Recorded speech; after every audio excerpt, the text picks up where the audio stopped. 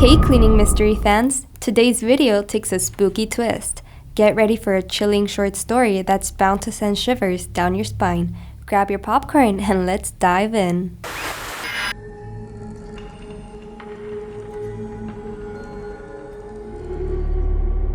I worked as a housekeeper at a small bed and breakfast tucked away in the countryside.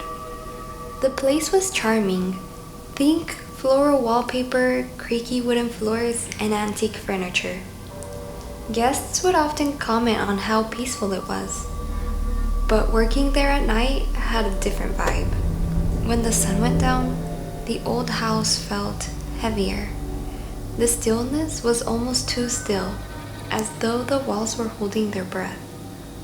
One evening, the innkeeper called me, her voice tight. She explained that a guest who had checked in late had requested to move rooms.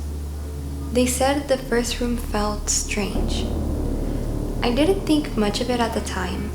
Guests sometimes got picky about what room assignments they got. The next morning, I arrived early to clean the vacated room.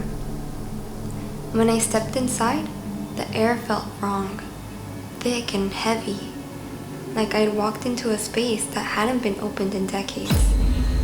The smell hit me next. It wasn't overwhelming, but sort of faint and metallic, like old rust or pennies.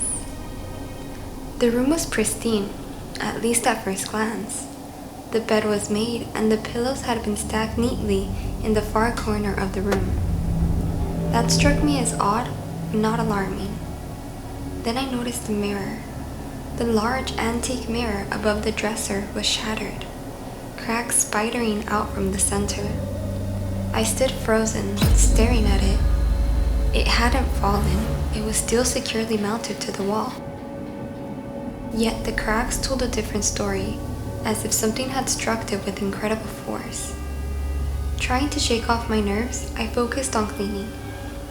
As I worked, I couldn't shake the feeling that I wasn't alone. The sensation of being watched was so intense, I found myself glancing over my shoulder every few seconds.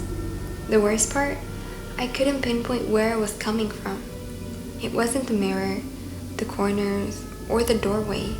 It was everywhere. The room was suffocating, and I finished my work in record time. I reported the broken mirror to the innkeeper, who brushed it off with a casual, "Old mirrors crack." That night, I couldn't stop thinking about it. I finally gave in and texted her, asking why the guest had requested a room change. "They said they saw someone in the room," she replied. "A man standing in the corner, just staring at them."